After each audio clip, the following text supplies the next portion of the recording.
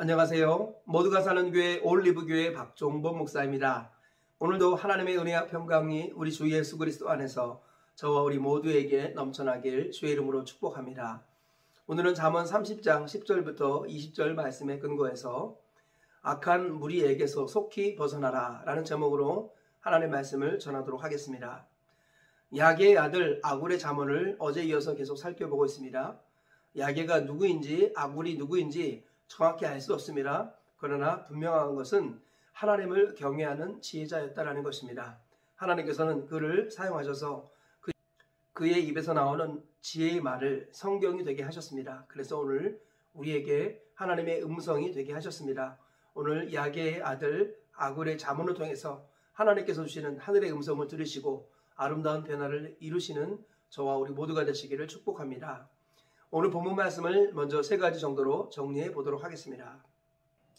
첫째로 상전을 비방하고 부모를 저주하면서도 회개하지 아니하는 교만한 압제자를 하나님께서 심판하신다라고 말씀하고 있습니다. 오늘 본문 10절 이하에 이렇게 말씀합니다. 너는 종을 그의 상전에게 비방하지 말라. 그가 너를 저주하겠고 너는 죄책을 당할까 두려우니라. 아비를 저주하며 어미를 축복하지 아니하는 무리가 있느니라. 스스로 깨끗한 자로 여기면서도 자기의 더러운 것을 씻지 아니하는 무리가 있느니라. 눈이 심히 높으며 눈꺼풀이 높이 들린 무리가 있느니라. 앞니는 장검 같고 어금니는 군도 같아서 가난한 자를 땅에서 삼키며 궁핍한 자를 사람 중에서 삼키는 무리가 있느니라. 네, 여기서 무리라는 말이 나오는데요. 이 무리는 악한 무리를 말합니다. 이런 악한 무리가 짓는 죄는 10절, 11절을 보면 상전을 비방하고 또 부모를 저주하는 죄를 특별히 짓습니다. 또 하나는 죄를 알고도 회개하지 않는 죄, 그리고 우리 교만한 눈을 가지고 연약한 사람들을 압제하는 죄, 이러한 죄들을 저지르는 무리들입니다. 이러한 무리들에게서 속히 떠나야 한다라고 아굴이 우리에게 경고하고 있는 것입니다.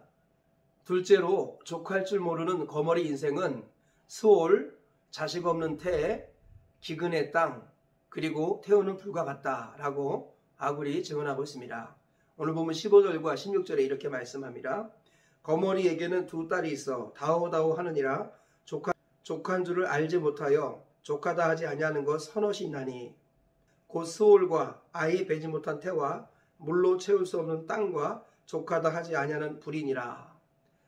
아굴은 거머리같이 만족하지 못하는 인생을 여러 가지 비유로 표현하고 있습니다.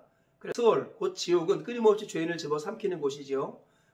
그리고 자식 없는 태는 끊임없이 자식을 원하지요. 그리고 이 가문 땅, 기근의 땅은 끊임없이 물을 원합니다. 그리고 불은 끊임없이 태울 것을 원하죠. 이 모든 것들의 특징은 욕심이 한이 없다는 것입니다. 그래서 절대로 만족하지 못한다는 것입니다. 그래서 거머리 같은 인생은 만족하지 않는 인생이다. 그런 거머리 같은 인생이 되지 말라라고 아굴이 우리에게 교훈하고 있는 것입니다. 셋째로 남자와 여자가 함께한 자취는 신비롭고 음녀의 자취는 사악하다라고 아굴이 증언하고 있습니다. 오늘 본문 18절 이하에 이렇게 말씀합니다. 내가 심히 기이 여기고도 깨닫지 못하는 것 서넛이 있나니 곧 공중에 날아다니는 독수리의 자취와 반석 위로 기어다니는 뱀의 자취와 바다로 지나다니는 배의 자취와 남자가 여자와 함께한 자취며 음녀의 자취도 그러하니라. 그가 먹고 그의 입을 씻음같이 말하기를 내가 악을 행하지 아니하였다 하느니라. 본문에서 지혜자 아굴은 여러 가지 헤아리기 어려운 자취들을 얘기합니다.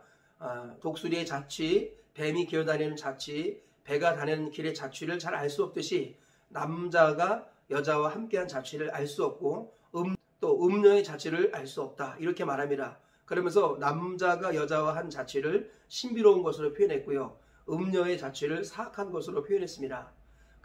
오늘 이 세 가지 지혜자 아굴이 주는 말씀을 통해서 우리가 얻을 수 있는 교훈을 살펴보도록 하겠습니다. 첫째로 권위를 무시하는 죄는 모든 죄의 근원이 된다라는 것입니다. 본문 10절과 11절을 보면 상전을 비방하지 말게 하라라는 말씀이 있고요. 부모를 저주하는 자는 망할 것이다 이런 말씀을 하고 있습니다. 그래서 상전과 부모는 권위자를 대표하지요. 하나님께서는 권위의 계시자입니다.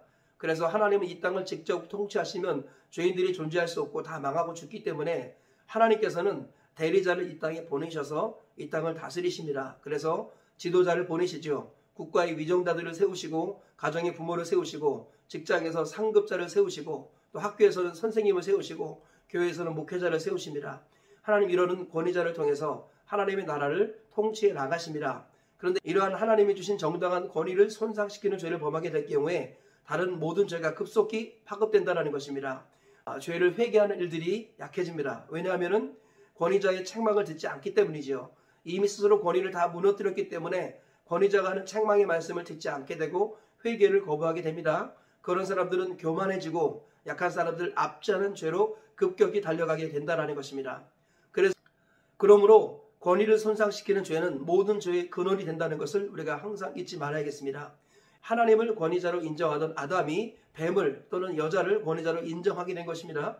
그 마음의 주인을 바꾼 것입니다. 그래서 에덴에서 쫓겨나는 이런 아픔들이 있었다는 것입니다. 구원은 주인이 바뀌는 것입니다. 만일 내가 내 입으로 예수를 주로 시인하고 하나님이 그를 죽은 자 가운데서 살리신 것을 내 마음에 믿음의 구원을 받으리라. 마음의 주인이 부활하신 예수님으로 바뀌는 것, 이것이 바로 구원인 것입니다. 그러므로 우리 주님께서는 구원을 얻으려면 잃어버린 권위를 회복해야 한다는 것입니다. 내 마음의 주인이 예수님이 되고 그러면 하나님이 우리의 아버지가 되십니다. 참 권위자가 되십니다. 그럴 때 하나님께서 하시는 말씀이 들려지고 그러면 죄를 깨닫게 되고 회개하게 되고 겸손하게 섬기는 자로 변화된다라는 것입니다. 만약에 이 권위를 존중하지 않으면 우리는 회개를 거부하게 되고 교만하여 압제하는 자가 되고 결국은 멸망하게 된다라는 것입니다. 하나님이 세우신 권위 안으로 들어올 때 하나님은 그 영혼을 책임지시고 보호해 주십니다. 그러나 하나님의 권위를 벗어날 때 하나님은 그 영혼을 책임지지 않으시고 붙들어주지 않으십니다. 결국 멸망하게 되는 것입니다. 하나님이 세워주신 정당한 권위를 존중하는 은혜의 백성들 되시길 축복합니다. 그리하여서 하나님이 허락하신 권위 안으로 들어와서 하나님의 돌보심을 받으며 이 땅을 평안히 사시다가 천국까지 가시는 저와 우리 모두가 되시길 주의 이름으로 축복합니다. 둘째로 하나님의 사람은 기쁨, 기도, 감사로 살아간다라는 것입니다. 오늘 본문에서 솔로몬은 거머리 같은 인생에 대해서 이야기하고 있습니다. 거머리 인생의 특징은 다고다고하고 만족함이 없다라는 것입니다. 그래서 멸망의 자식들을 끊임없이 요구하는 지옥처럼, 그리고 자식이 없는 태처럼, 가뭄의 땅처럼, 그리고 모든 것을 사르는 불처럼 끊임없이 요구만 하고 만족하지 않고 감사하지 않게 되고 결국은 망하게 된다는 것입니다. 하나님의 사람은 어떤 사람입니까? 우리 주님 항상 기뻐하라, 쉬지 말고 기도하라, 범사에 감사하라. 이것이 그리스도 예수 안에서 너희를 향하신 하나님의 뜻이니라. 하나님께서 예수님 안에서 우리에게 원하시는 것이 무엇입니까? 항상 기뻐하는 것입니다. 쉬지 말고 기도하는 것입니다. 그리고 범사에 감사하는 것입니다. 하나님께서는 우리가 항상 믿음으로 기뻐하라고 말씀합니다. 기뻐하는 것은 환경과 상황, 내 마음의 감정에 따라 하는 것이 아닙니다. 기뻐하는 것은 순종하는 것입니다. 우리는 믿음으로 기뻐해야겠습니다. 환경과 상황이 어려울지라도 고난이 있다 할지라도 하나님을 생각하며 말씀에 순종하여 믿음으로 기뻐해야겠습니다. 사람들 앞에서는 날마다 기뻐할 때 그때 우리 얼굴이 전도주가 되고 성경책이 되고 나침판이 되는 것입니다. 우리의 기쁨을 아무도 빼앗을 수 없어야 합니다. 왜냐하면 아무리 어떤 고난과 어려움이 있다 할지라도 우리를 구원하신 하나님의 그 구원의 은혜와 사랑을 이길 수는 없기 때문이지요.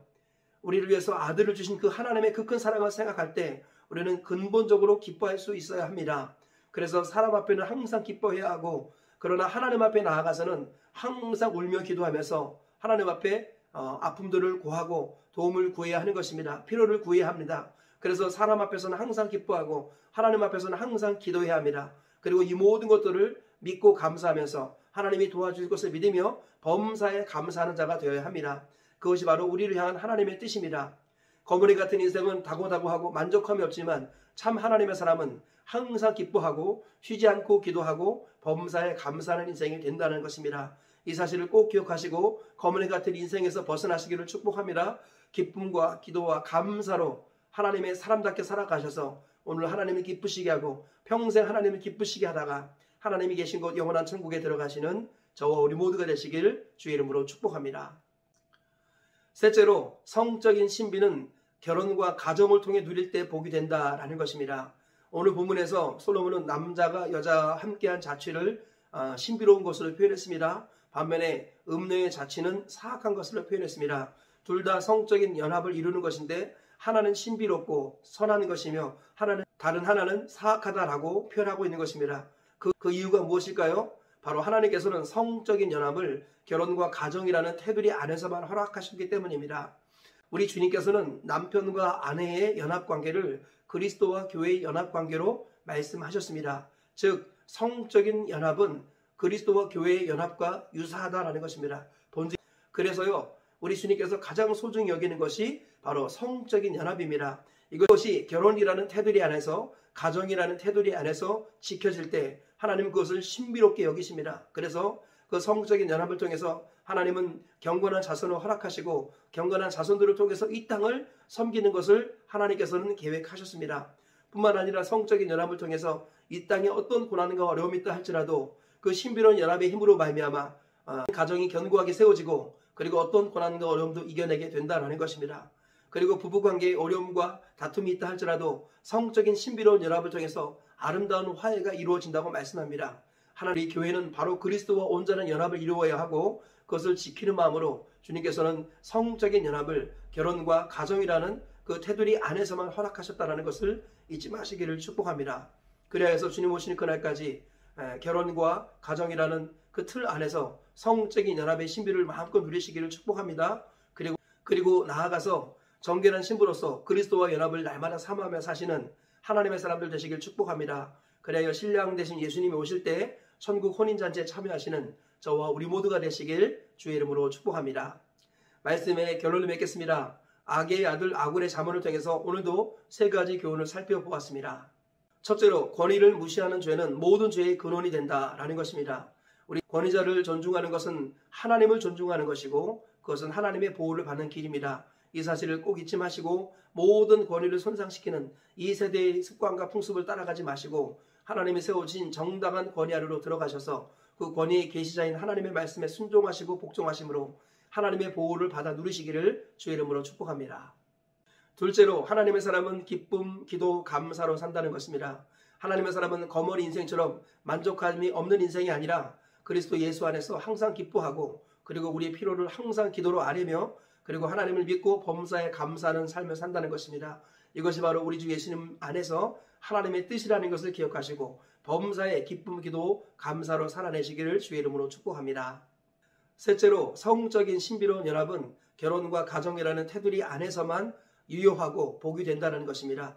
이 세대를 따라가지 마시고 결혼과 가정 안에서 성적인 신비를 누리시기를 축복합니다. 그리고 나아가서 그리스도와의 신비로운 연합을 평생 꿈꾸시는 정결한 신부로서의 교회가 되시기를 축복합니다. 그리하여서 신랑 예수께서 다시 오실 때 영원한 천국 혼인잔치에 들어가시는 복과 은혜를 누리시기를 주의 이름으로 축복합니다.